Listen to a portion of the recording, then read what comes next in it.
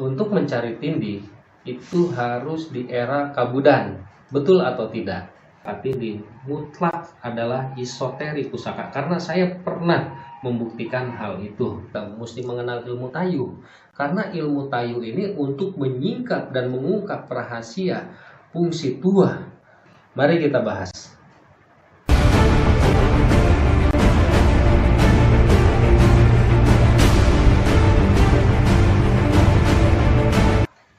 Assalamualaikum warahmatullahi wabarakatuh. Salam budaya, salam untuk para penggemar Tosan Aji, wabil khususnya para subscriber Denmas Pamor.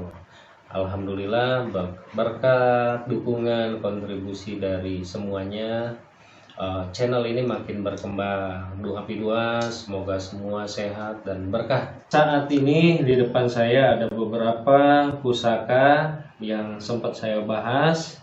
Ini pusaka tombak banyak angkrem, dan yang kedua ini yang disebut keris brojol, empunya Empu Sombro. Kalau di masyarakat dibilang pusaka Sombro. Sombro itu nama empu. Dapurnya kebanyakan brojol ya. Dan ini panggot era Singosari, dan ini cengkrong, ini era Mataram, ini putut sajen era Mojopahit, dan ini betok. Sesuai janji saya pada video-video sebelumnya, kita akan membahas tentang pusaka tindih. Dari awal sampai akhir ikuti video ini agar tidak terjadi salah paham dan semoga bisa dimengerti itu. Dan banyak sekali yang mengasumsikan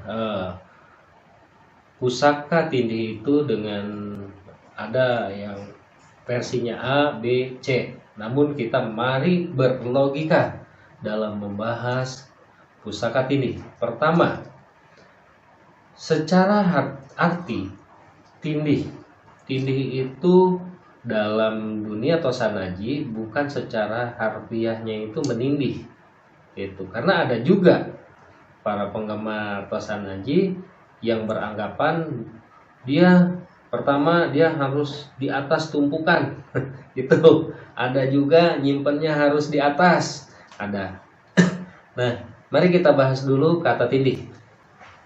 Tindih dalam dunia pusaka secara harfiah yaitu mengayomi, menetralisir dan mengayomi pusaka-pusaka yang kita koleksi atau kita miliki. Itu. Nah, itu fungsi dari kata tindih. Pertanyaan kedua, apakah pusaka tindih itu harus secara usia lebih sepuh daripada koleksi-koleksi kita yang lainnya? Dalam arti kata ada juga pertanyaan bahwa untuk mencari tindih itu harus di era Kabudan, betul atau tidak? Hal yang pertama juga akan saya analogikan seperti ini, atau ini sebuah pertanyaan. Mari kita memakai logika. Apakah pemimpin, misalnya di lingkup kita RT RW, itu harus lebih sepuh dari masyarakatnya? Satu. Yang kedua, apakah seorang pemimpin daerah atau bahkan pemimpin negara dari sisi usia tidak boleh muda? Karena yang dilihat adalah potensi atau keilmuan dari para pemimpin itu sendiri. Jadi kalau di sebuah perusahaan kita mengenal general affair atau penengah atau pengayom. Nah, pusaka tindih ini harus bisa mengayomi, bukan dilihat dari materialnya yang lebih sepuh. Mari kita logikakan lagi. Apabila zaman dahulu atau era-era kerajaan itu ada sebatang besi, dan kebetulan sebatang besi ini itu asalnya adalah besi yang sangat tua dan ini dijadikan tiang panjang. Apakah bisa ini dijadikan kelas pusaka tindih? Jawabannya tentu tidak. Kenapa? Karena besi yang tua ini belum melalui proses istilahnya manifestasi sebuah doa tadi gitu. Pertama itu, yang kedua, manifestasi doa apa yang dimasukkan, karena ini ada tingkatan golongan gitu. Kalau yang sering kita kenal, kelasnya kelas mana khodamnya?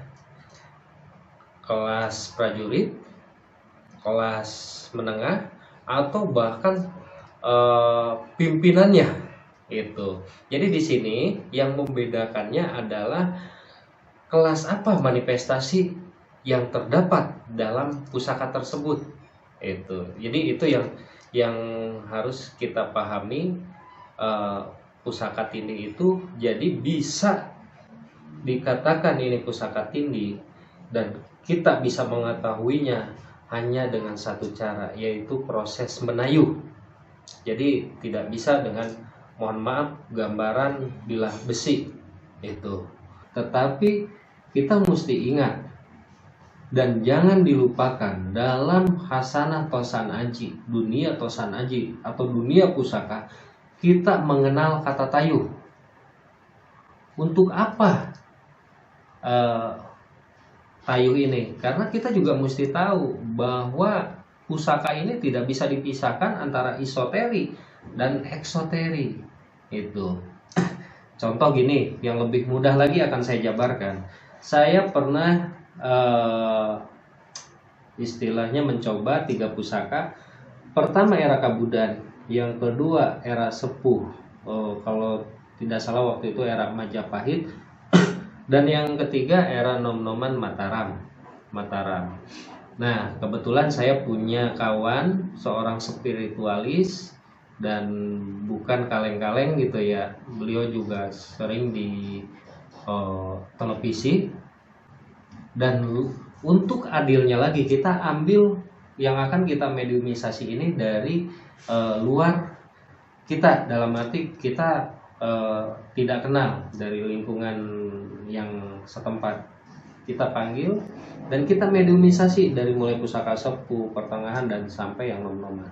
Dan ternyata pusaka Mataram itu berkategori tindih. Yang dua ini, yang Kabudan dan yang Mojopahit, pada saat itu sangat menghormati manifestasi doa yang disebut khodam yang ada di pusaka Mataram. Nah, kita bahas tentang khodam, khadam, khodimu, yukhodimun. Nah, kita bahas dulu. Khadam secara harfiah atau khodam itu yang membantu atau yang memperbantukan atau yang selalu membantu. Kalau kita pergi ke Arab, ya khadam ta'al ijlis, katakan gitu. Itu cirinya si empunya rumah atau tuan memanggil asisten rumah tangganya. Kata khadam di sini yang membantu. Ingat, kita buka lagi dalam Al-Quran. Aku ciptakan tentara-tentara langit, ahlus samawat wa ahlul ardu, untuk menunaikan hajat-hajatmu. Nah, ahlus samawat, para malaikat Allah, rijalullah, rijalul ghaib, arwahul muqaddas, semua intinya Allah ciptakan semuanya punya arti. Jadi jangan mengklenikan kata khodam. Ingat, jangan mengklenikan kata khodam, karena ini bahasa Arab. Jadi penciptaan para malaikat Allah, rijalullah, bahkan para alam-alam lain itu ada maknanya. Nah, terus kenapa sih khodam itu mau membantu manusia? Kita buka lagi, wa ma khalaqtul jinna wal insa illa liya'budun. Bahwa ibadah itu bukan diperuntukkan untuk manusia aja. Wa ma khalaqtul jin, alam jin juga Allah ciptakan untuk beribadah. Nah, salah satu ibadah cara beliau ini dengan membantu mukmin soleh atau orang-orang baik gitu. Kenapa seperti itu? Supaya apa yang dia lakukan, dia juga mempunyai nilai ibadah. Hidup ini pilihan, kanan kiri, putih hitam, itu. Jadi semua pilihan. Nah, kembali lagi ke kata tindih. Tindih itu untuk menetralisir aura-aura. Saya nggak bilang kata awal itu dengan negatif, karena ini terbagi dua. Pertama, saya gambarkan untuk yang pertama ini aura panas atau galak. Ada satu keyakinan, pusaka-pusaka yang berpamor ngerejang landep atau nerjang landep, buntel mayit, pegat pojo itu adalah pusaka-pusaka panas. Tetapi di Jawa Timur gitu, itu sangat dicari pusaka seperti itu karena diyakini yoninya luar biasa kan itu. Tapi kalau Jawa Tengah itu menghindari gitu. Jadi gini, mari kita hargai perbedaan-perbedaan dalam menilai hasanah atau sanaji dari setiap pelosok daerah. Jawa Timur mempunyai cara tersendiri, Jawa Tengah punya cara tersendiri, bahkan Jawa Barat pun punya cara tersendiri dari mulai jamasan gitu kan ya. Kalau di daerah Jawa mungkin kita mengenal satu suro, kalau di Jawa Barat itu kisaran 10 Muharram biasanya itu. Jadi perbedaan-perbedaan ini jangan dijadikan satu pertentangan, silahkan. Itu adalah pilihan, pakai logika kita itu. Nah, kembali lagi dengan kata tindih. Seorang empu dalam membabar pusaka itu, saya sering jelaskan, tidak terlepas dari suatu permohonan. Ketika memohon satu perkara yang memang karena pusaka ini zaman waktu itu kan sebagai satu solusi yang orang ini datang ke empu, maka dibabarlah satu pusaka sesuai apa yang diniatkan.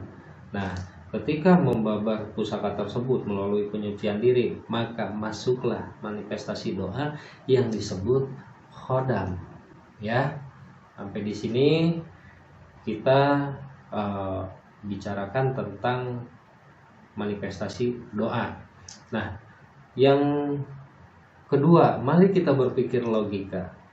Dalam dunia pusaka, kita mengenal kata tayuh atau menayuh. Itu tidak bisa dilepaskan.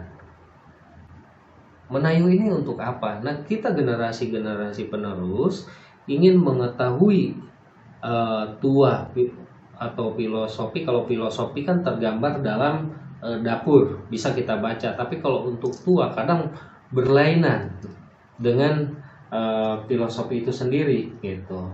Banyak contohnya, nanti saya akan buktikan contoh-contohnya di video-video lain ya. Tapi di sini mari kita pahami. Jadi kita untuk membedakan pusaka tindih atau tidaknya tidak lain dari sebuah esoteri. Kalau versi saya bukan dari material tua atau mudanya pusaka itu. Jadi lebih ke esoteri. Nah, itu pemahaman yang mari kita bermain logika. Kalau Anda menilai bahwa karena pusaka ini kan begini, ada yang menilai dari sisi keindahannya, kelangkaannya, dan esoterinya, monggo sah-sah aja. Tapi kalau untuk pusaka tindih, mutlak adalah esoteri pusaka, karena saya pernah membuktikan hal itu. Itu yang harus kita pahami. Jadi tidak harus seorang presiden itu lebih tua daripada rakyatnya, tapi keilmuannya, dan keilmuan yang dimaksud dalam pusaka adalah manifestasi doanya. Mungkin kita akan babar lagi tentang pusaka-pusaka lain, dan semoga penjelasan ini bisa dipahami. Untuk yang baru bergabung, silahkan subscribe, like, supaya bisa update terus video-video dari kami. Dan jika Anda suka, silahkan di-share. Kita berbagi dan mengenal hasanah atau sanaji ini dari sisi peninggalan sejarah. Jangan jadikan tosanaji atau pusaka-pusaka ini sebagai alat kemusyrikan. Semata-mata semua terjadi hak kun fayakun ya Allah. Wabillahi taufiq wal hidayah. Wassalamualaikum warahmatullahi wabarakatuh.